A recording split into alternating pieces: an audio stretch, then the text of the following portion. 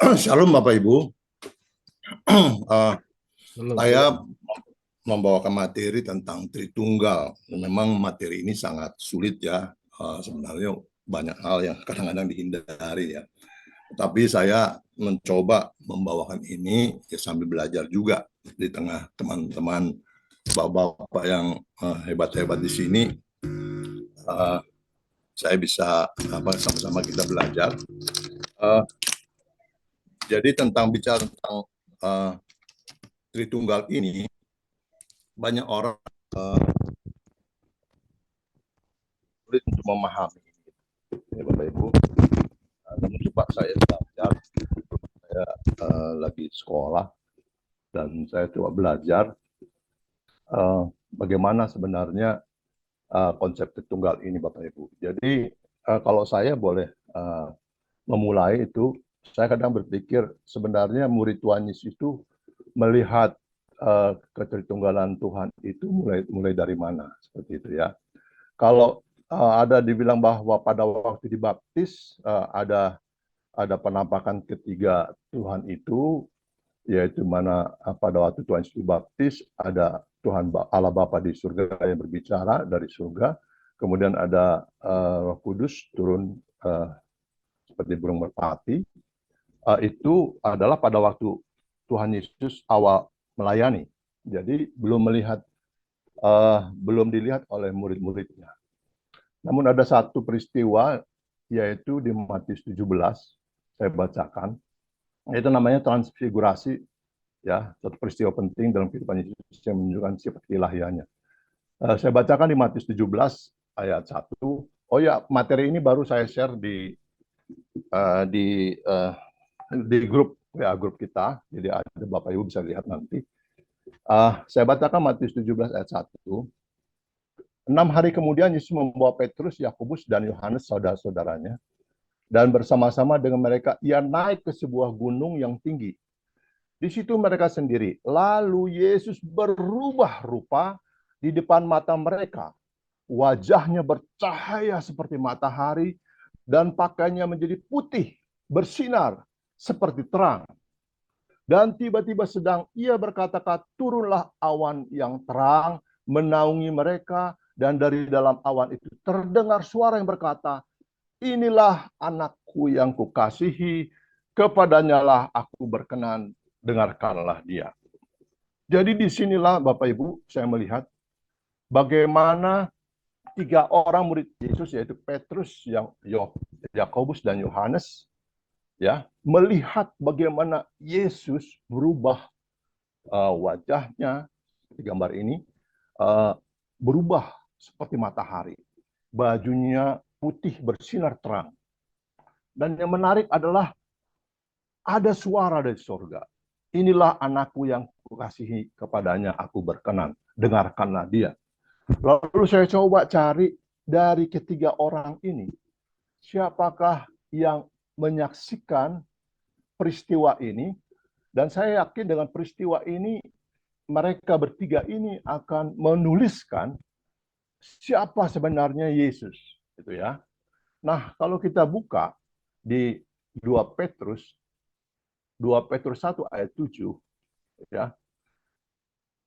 Petrus menuliskan, kami menyaksikan bagaimana ia menerima kehormatan dan kemuliaan dari Allah Bapa ketika datang padanya suara yang maha mulia yang mengatakan, inilah anakku yang kukasihi, kepadanya lah aku berkenan. Jadi ternyata di surat Petrus dia katakan kami menyaksikan ya, menyaksikan peristiwa itu, bagaimana anak Allah bagaimana Allah berkata, inilah anakku yang kukasihi, kepadanya aku berkenan. Ya, jadi saya melihat bahwa di tulisan ini pun dikatakan ada kata kemuliaan dari Allah Bapa. Dari sini kita melihat ada istilah Bapa, ya. Dia menulis bagaimana Petrus menyaksikan Bapa di surga dan mengatakan inilah anakku yang kukasihi. Jadi di situ peristiwa Tritunggal terlihat disaksikan oleh murid-murid Tuhan Yesus. Lalu bagaimana dengan Yakobus setelah menyaksikan peristiwa itu? Ya, setelah peristiwa itu, kita baca di Yakobus 1 ayat 17, setiap pemberian yang baik, setiap anugerah yang sempurna datang dari atas, diturunkan dari Bapa segala terang. Dia mengatakan Bapa, ya, padanya tidak ada perubahan atau bayangan. Yakobus 4 ayat 5, jangan kamu menyangka bahwa kitab suci tanpa alasan berkata, roh yang ditempatkan Allah di dalam diri kita, diinginnya dengan cemburu. Di sini ada roh yang ditempatkan Allah.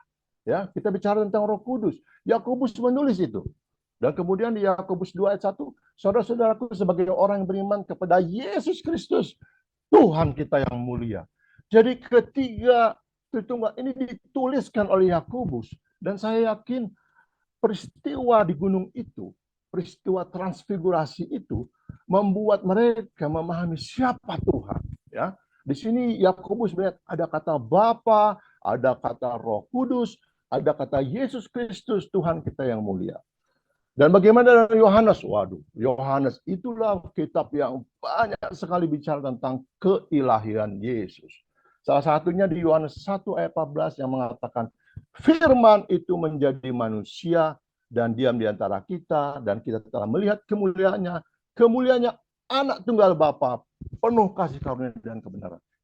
Ini menunjukkan pengakuan Yohanes akan kemuliaan Yesus yang ia saksikan. Jadi, Yohanes sendiri bahkan lebih detail lagi menceritakan bagaimana Tuhan Yesus, bagaimana Trinitas atau Tritunggal itu dijelaskan. Jadi di sini kita lihat bagaimana sebenarnya Tritunggal itu atau Trinitas itu sebenarnya tidak ada di dalam tulisan secara teks Tritunggal, itu tidak ada di Alkitab. Mau baca di manapun tidak ada. Tetapi penulisan-penulisan oleh murid-murid Tuhan Yesus ini, mereka melihat ada tulisan menjadi manusia, anak tunggal Bapa dan sebagainya. Ya, Yohanes mengatakan, aku keluar dari Bapa. Yohanes menulis, Yesus mengatakan, aku keluar dari Bapa dan seterusnya. Sehingga itu terlihat ada istilah-istilah tersirat tentang Tritunggal. Ya, nah, kalau kita lihat peristiwa itu menyebabkan mereka menjadi semangat ya. Bagaimana dalam Kisah Rasul 4 ayat 12 dia dikatakan oleh Petrus ya, dan keselamatan tidak ada di dalam siapapun juga selain di dalam Dia. Sebab di bawah kolong langit ini tidak ada nama lain yang diberikan kepada manusia yang olehnya kita diselamatkan. Ketika sedang melihat keberanian Petrus dan Yohanes, di sini ada Petrus dan Yohanes, ya, dua orang yang menyaksikan di gunung itu dan mengetahui bahwa keduanya orang yang biasa yang tidak terpelajar. Heranlah mereka dan mereka mengenal keduanya sebagai pengikut Yesus. Jadi dia orang-orang yang biasa tetapi yang bisa melihat keluar biasaan Tuhan. Nah, sekarang Bapak Ibu, bagaimana sebenarnya misteri Tuhan? Jadi kalau kita bicara tentang Trinitas, kita berbicara tentang Tritunggal, sebenarnya berbicara tentang misteri Tuhan. Ketika kita bicara misteri Tuhan, berarti tidak bisa kita pahami 100%. Kalau katakan Tuhan itu tauhid atau Tuhan itu satu dan satu, sederhana saja kita pikirkan. Tetapi kita bicara misteri Tuhan, ya. Ketika di sana Yesus mengatakan, Bapa, ya, aku akan berikan, akan dikirimkan penolong, yaitu Roh Kudus dan sebagainya.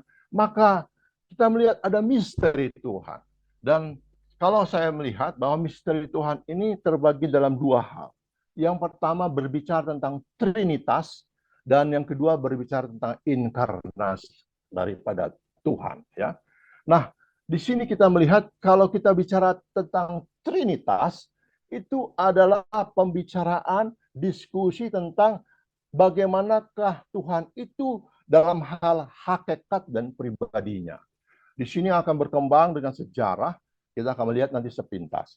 Kemudian kalau kita bicara tentang inkarnasi Tuhan, ya, itu berbicara tentang bagaimanakah Yesus itu. Apakah dia Tuhan saja dan manusia saja, ataukah Tuhan dan manusia, apa setengah-setengah, setengah Tuhan, setengah manusia, atau sebentar Tuhan, sebentar manusia, dan itu jadi pembicaraan. Nah, oleh sebab itu di sini saya skala sepintas bagaimana perdebatan itu sampai kepada satu pemahaman yang apa namanya kita yakini sampai saat ini. Kita bicara tentang Trinitas dulu. Kalau kita bicara tentang Trinitas, bagaimanakah tentang hakikat dan pribadi Tuhan? Pada waktu itu ada Sabellianisme.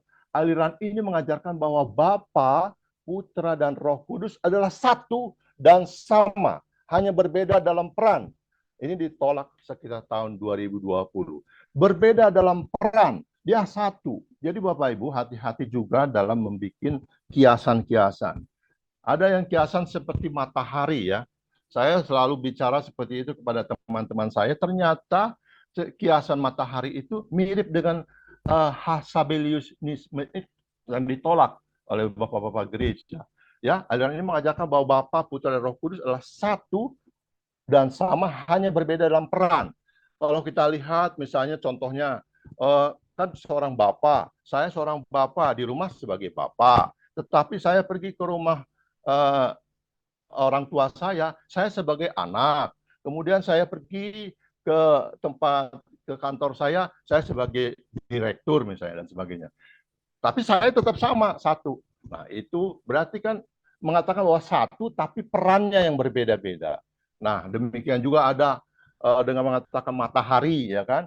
Matahari itu ada badannya, itu adalah Allah Bapa. Lalu ada cahayanya yang pada kita, itulah anak Yesus yang hadir ke bumi.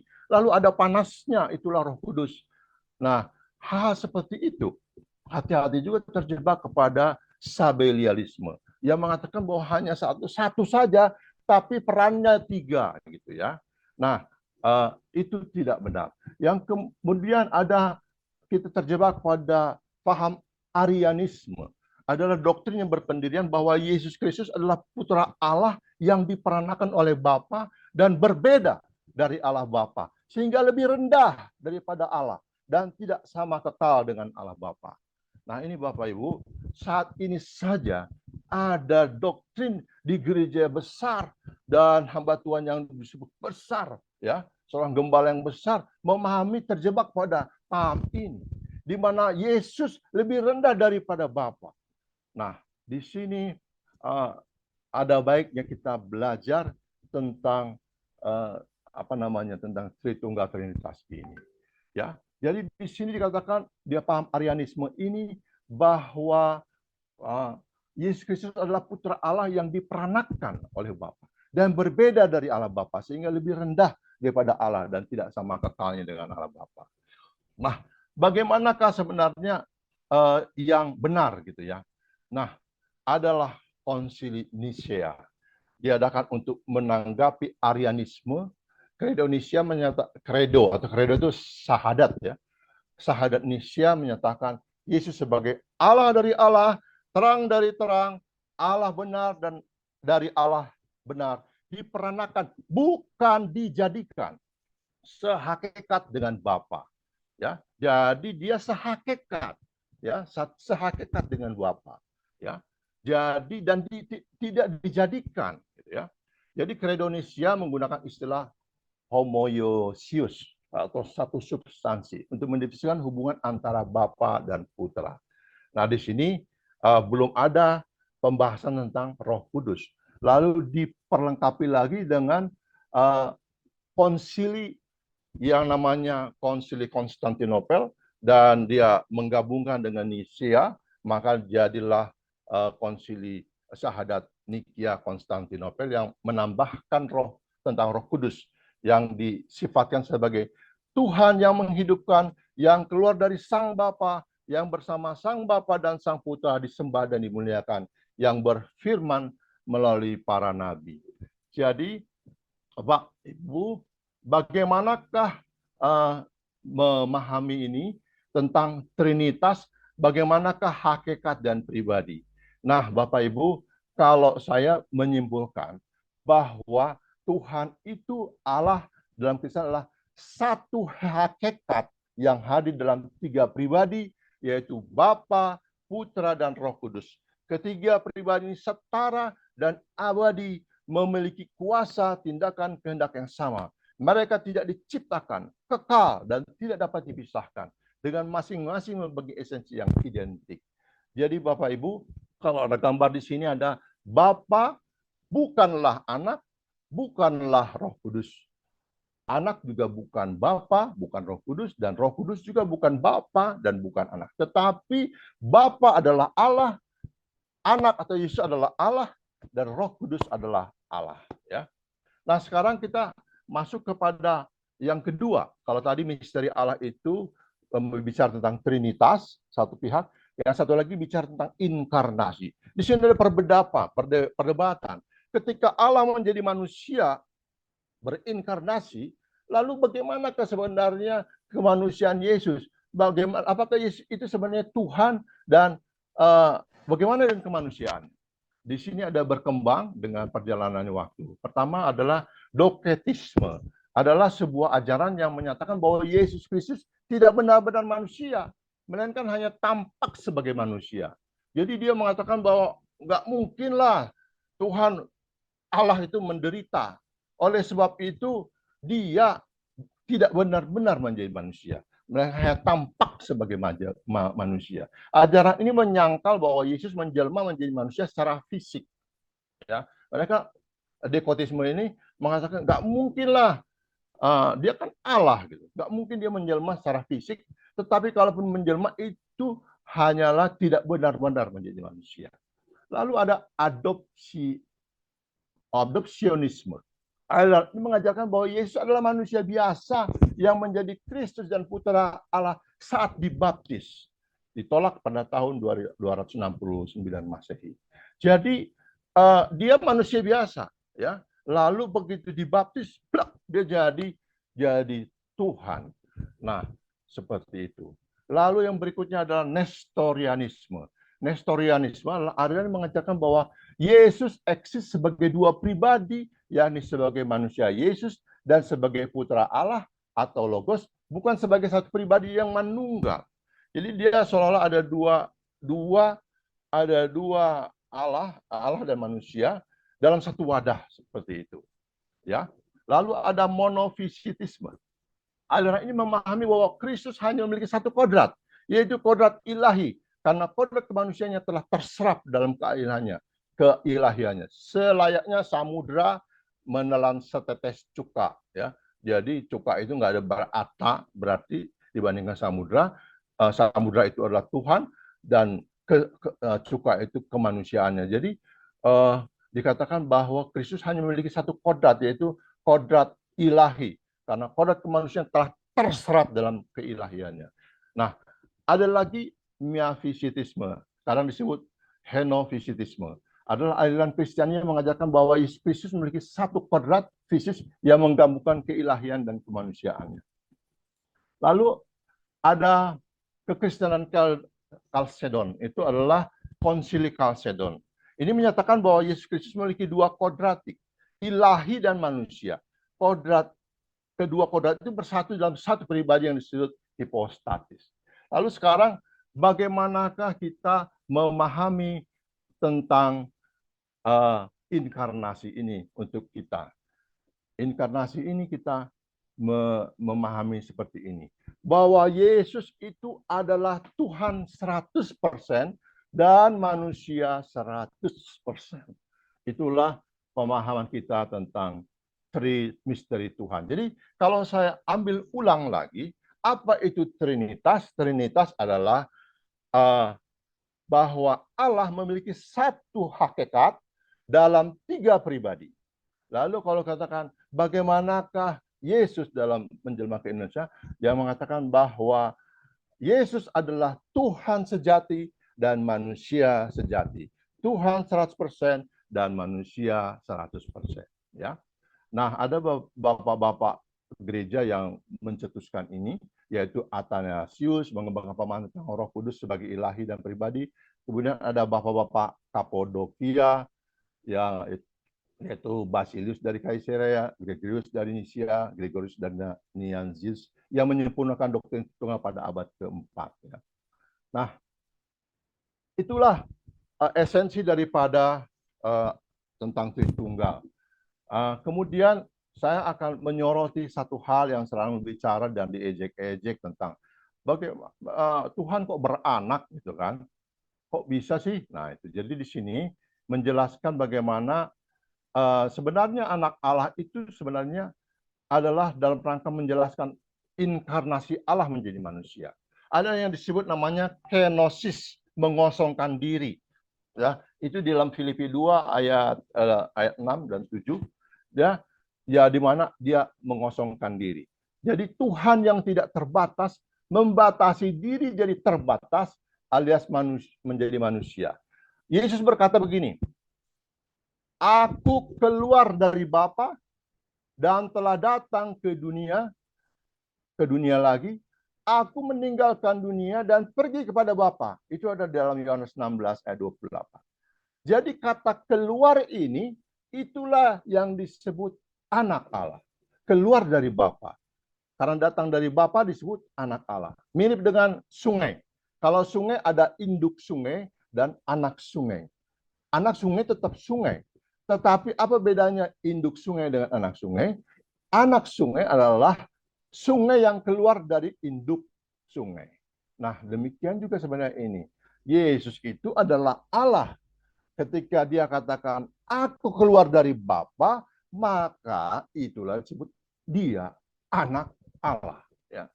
Jadi disitulah. Jadi Yesus kalimatullah yang turun ke dunia, berjuang menebus dosa, mati di kayu salib, menggantikan hukuman kita, lalu bangkit mengalahkan kematian. Kita yang mati nanti akan dibangkitkan karena Yesus sudah dikalahkan. Yang kedua, bicara tentang ejekan juga, kenapa sih Tuhan mati? Ya, ini juga ejekan. Kita sebagai orang-orang yang percaya harus bisa menjawab ini. Kenapa Tuhan mati? Dalam konteks Kristenan, kematian Yesus Kristus disalib dipahami sebagai pengorbanan yang sempurna dan final untuk dosa-dosa umat manusia. Menurut ajaran Kristen, semua manusia berdosa dan terpisah dari Tuhan. Upah dari konsep dari dosa adalah kematian. Ya, Yesus Kristus yang adalah Tuhan menjadi manusia, datang ke dunia ini untuk mengambil hukuman dosa manusia atas dirinya sendiri melalui kematian di salib, sehingga melalui pengorbanannya manusia dapat dipulihkan dalam hubungan yang benar dengan Tuhan. Nah, Yesus mengalahkan kematian. Ya, Yesus tidak hanya mati, ia juga bangkit dari kematian. Bangkitnya dari hari ketiga setelah kematiannya merupakan bukti bahwa ia telah mengalahkan kematian. Ya, jadi Bapak Ibu, pendek kata, kenapa Tuhan mati? Ya, pendek kata mati itu karena Tuhan dalam rangka menyelesaikan kematiannya, menyelesaikan tugasnya yaitu mengalahkan kematian. Ya, jadi di sini ada yang menarik adalah bahwa Bapak Ibu ingat nggak ketika Adam memakan buah terlarang itu? Di sana dikatakan di dalam Kejadian 2 ayat 17, pada hari engkau memakannya pasti engkau mati.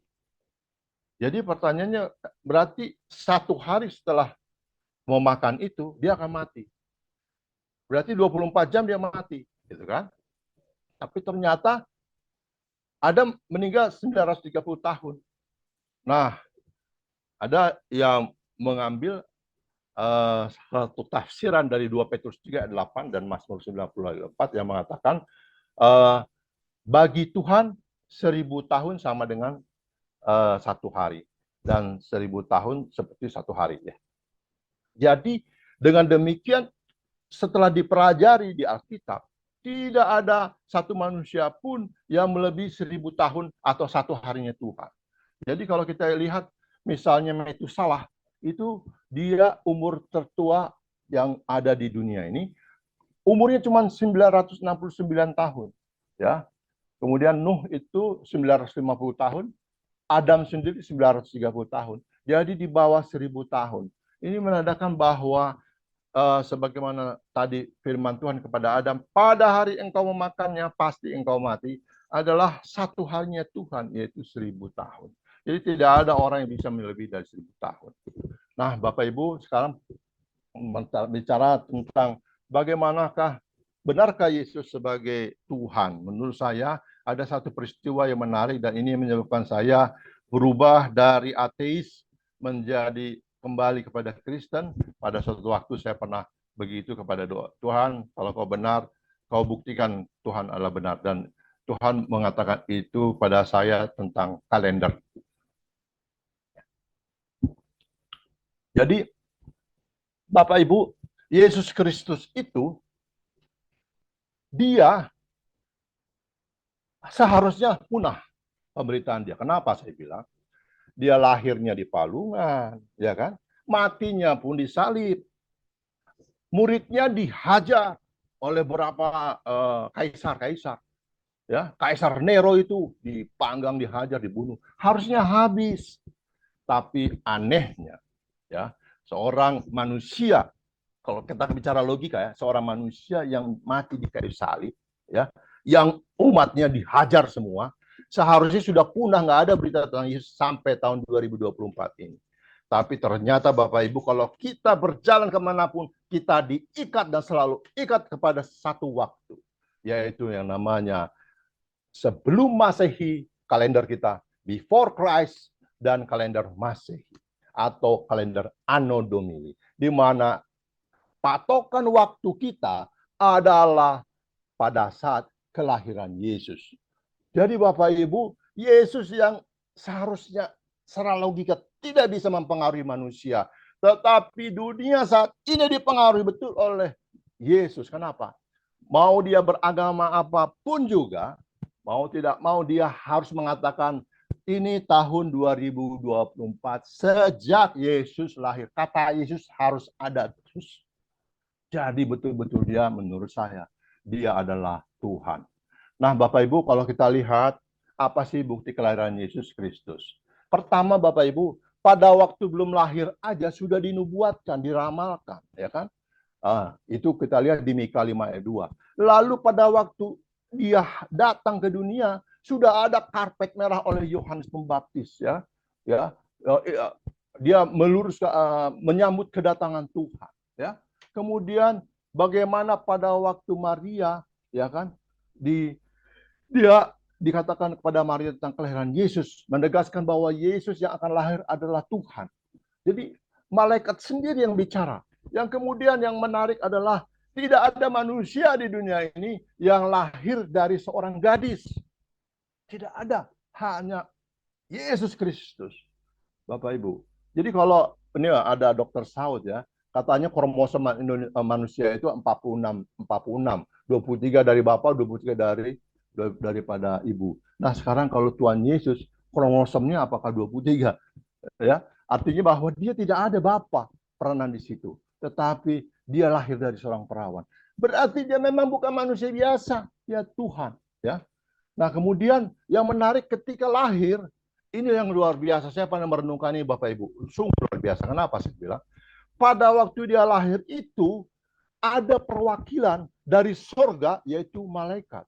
Dari alam semesta, yaitu bintang. Dari orang-orang yang tinggi, raja-raja, yaitu orang majus. Dari orang yang rendah, yaitu gembala. Jadi rupanya benar-benar dia itu Tuhan. Ya, sampai apalagi yang nggak ada. Perwakilan dari sorga, malaikat. Perwakilan dari alam semesta, yaitu bintang. Perwakilan dari orang-orang di kita ini. Orang-orang hebat, orang raja, yaitu orang majus. Dan perwakilan orang kecil, yaitu gembala. Dan yang menarik, Bapak Ibu, pernah nggak Bapak Ibu merenungkan waktu nyanyi malaikat kepada para gembala? Di situ katakan banyak sekali dan menyanyikan lagu. Waduh, menurut saya itu sorga bersukacita, dunia bergema, menyanyikan kemuliaan bagi Allah yang maha tinggi. Waduh, itu berjuta-juta malaikat. Kalau saya mau menyaksikan di situ, Bapak Ibu, lihat tuh di langit itu malaikat bernyanyi-nyanyi. Waduh, luar biasa Bapak Ibu. Siapa orang ini? Dialah Yesus Tuhan, Bapak Ibu. Lalu kita melihat bagaimana pada waktu pelayanannya. Tuhan Yesus selama pelayanannya, dia lihat wajahnya berubah secara fisik, dia jadi matahari seperti yang tadi katakan, ya. Lalu dia bisa berjalan di atas air. Lalu yang menarik adalah dia bisa mengalahkan kematian. Dia bangkit. Lalu pada waktu dia bangkit, dia bicara, Dia pernah muncul di ruangan yang terkunci pada waktu murid-murid ketakutan. Kemudian diam, tiba-tiba plak di tengah-tengah dia muncul, ya. Dia muncul. Lalu terakhir dia naik ke surga. Siapakah dia? Dan itu semua disaksikan oleh 500 orang dan orang-orang yang bukan percaya pada Yesus. Ya, orang itu disaksikan bahwa Yesus pernah hadir di zaman Pontius Pilatus. Jadi saksi sejarah yang benar, dia hadir begitu. Lalu terhadap alam, bagaimana Yesus meredakan angin ribut, ya, sampai pada saat itu muridnya, ini siapa nih orang ini? Sampai alam aja bisa diperintahkan. Mereka menyembah gitu ya. Dan hebatnya Yesus tidak menolak pada waktu mereka menyembah pada saat itu. Berarti dialah Tuhan, ya kan? Yang berikutnya terhadap musuh orang berdosa. Hanya Yesus, hanya Tuhan yang mengajarkan bagaimana dia tentang kepada musuh. Waktu itu Petrus memotong telinga serdadu. Lalu dia katakan, bukannya saya nggak bisa bawa 12 balas tentara surga ke sini, ya. Artinya dia bisa mendatangkan itu. Dia sebagai Tuhan, tetapi demi Bapa dan Ibu dan saya, dia mau rela, ya, mau disalib, ya. Nah, yang berikutnya adalah yang menarik adalah ketika dia disalibkan. Dia kata, ampunilah mereka sebab mereka tidak tahu apa yang mereka lakukan. Ya. Kemudian juga pada waktu ada seorang perempuan yang berzina, ya, dia katakan siapa yang tidak berdosa, lemparlah dia yang duluan. Dia tahu betul siapa manusia itu, sehingga orang-orang pada pergi. Lalu kita lihat bagaimanakah benarkah Yesus sebagai Tuhan dalam perkataannya. Yesus mengajarkan tentang hubungan antara Bapa, dirinya dan Roh Kudus, serta aspek kenosis, di mana dia mengosongkan dirinya, mengambil rupa sebagai manusia, namun sebagai Allah ia bangkit dan mengalahkan kematian. Dia banyak menceritakan, ya. Yesus kekal. Dia katakan kepada orang, aku telah ada sebelum Abraham. Ya. Jadi benar-benar dalam perkataannya mengatakan bahwa dia adalah Tuhan. Lalu yang berikutnya, oke lah kalau kita nggak seperti itu. Kita lihat sekarang bagaimana nubuat dia. Dia katakan, lihatlah bait Allah ini, ya.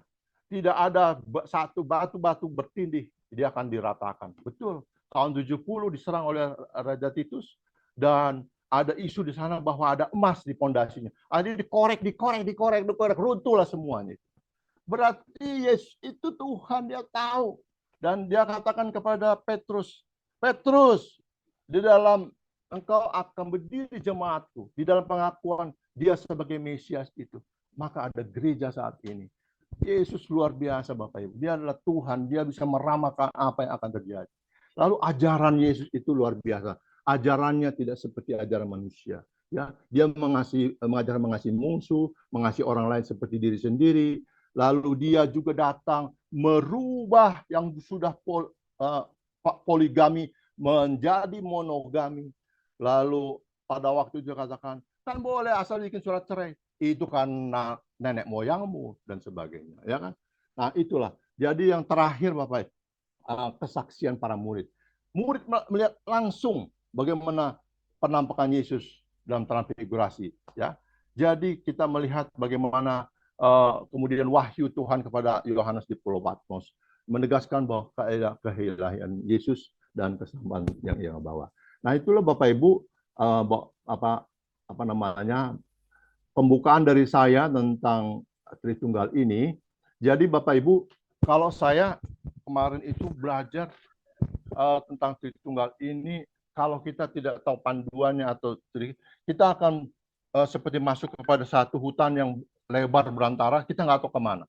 Kayak saya sudah belajar Thomas Aquinas, Summa Theologia, waduh, penuh dengan filsafat dan sebagainya. Saya nggak dapat impolannya atau tidak dapat intisarinya. Sekarang saya mau kasih tahu, ini bagi saya. Intisari tentang misteri Tuhan cuman dalam H2, yaitu Trinitas dan Inkarnasi. Tentang Trinitas, cuman saya membuat kesimpulan begini, bahwa Tuhan itu satu dalam hakikat, dalam esensi, tetapi tiga dalam pribadi, yaitu pribadi Bapa, Anak, dan Roh Kudus. Itulah tentang Trinitas. Kalau ditanya apakah inkarnasi, bagi saya Yesus itu adalah Tuhan sejati dan manusia sejati. Tuhan 100% dan manusia 100%.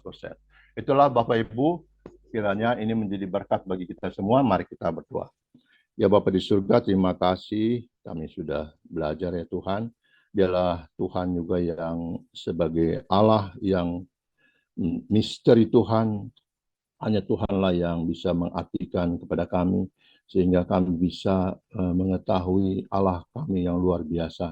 Engkau Tuhan, Tuhan yang luar biasa. Engkau Allah yang menyelamatkan kami oleh karena Engkau telah mengorbankan anakmu yang kudus, Tuhan Yesus Kristus yang telah mati di kayu salib. Bahkan Engkau juga Tuhan mengirim Roh Kudus.